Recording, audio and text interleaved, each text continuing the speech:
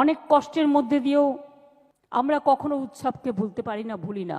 আগের বারে fire licence সহ সমস্ত সরকারি ফি মকুব করা হয়েছিল, এবারেও সেটা বজায় থাকবে। বিদ্যুতের ছাড় আগের বারে ছিল 2/3 মানে 66%, কিন্তু এবার আমি সিএসসির সাথে কথা বলেছি এবং পাওয়ার ডিপার্টমেন্টের শান্তনু অরূপের সাথেও কথা বলেছি। আমি বলেছি 66% হবে না, 75% ছাড় করো, কারণ বিদ্যুতের দামটা একটু বেশি করে দিয়েছে। আর গতবারে অনুদান পেয়েছিলেন কত? প্রথম যখন শুরু করেছিলাম 25,000 দিয়ে, ঠিক তো? তারপরে আস্তে আস্তে আস্তে আস্তে 70 এসছে। এবার 70 থেকে স্ল্যাবটা বাড়িয়ে 85,000 করে দিলাম।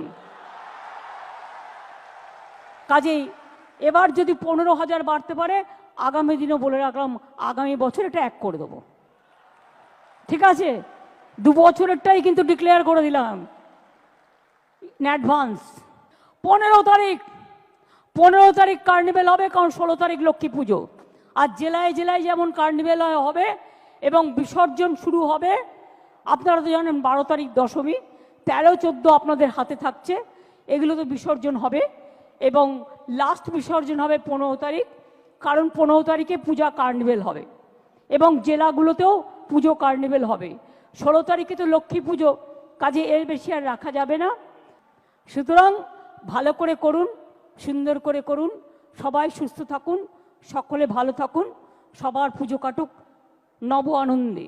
আমাদের দুর্গাপুজোর সংখ্যা অনেক বেড়েছে, বাড়িতেও হয়, এখন হাউজিংগুলোতে হয়, ক্লাবগুলোতে হয়, নানা রকম অ্যাসোসিয়েশন করে, বিশ্বজুড়ে করে। এই বাংলাতে এবার 43,000-এর বেশি যেগুলো অর্গানাইজড পুজো, মানে আনঅর্গানাইজড পুজো নয়, যেগুলো ক্লাব কমিটি করে, পুজো কমিটি করে। রাজ্য পুলিশ এলাকায় হচ্ছে 40,000-এর বেশি। কলকাতা পুলিশ এলাকায় পুজো হচ্ছে 2,793টি। এর মধ্যে মহিলা পরিচালিত পুজো হচ্ছে 2,479টি। এছাড়া তো বাড়ির পুজো আছেও, তাছাড়াও নানা রকম অ্যাসোসিয়েশন আছে, তাদের পুজো আছে। আমরা এই মিটিংটা করি এই কারণে, যাতে পুজোর 2-3 মাস আগে থেকে, এবারে আমরা একটু আরো আগে করেছি, কারণ পুজোটা এবার একটু আগে এসছে। বিশেষ করে আগাম সিদ্ধান্ত নিলে পুজোর সময়টা কোনো রকম কোনো অঘটন যাতে না ঘটে, তার জন্য প্রশাসন সর্বরকম আপনাদের সহযোগিতা করবে, কিন্তু আপনাদের ক্লাবগুলোরও, পুজো কমিটিগুলোর কাছেও আমরা সর্বরকম সহযোগিতা আশা করি।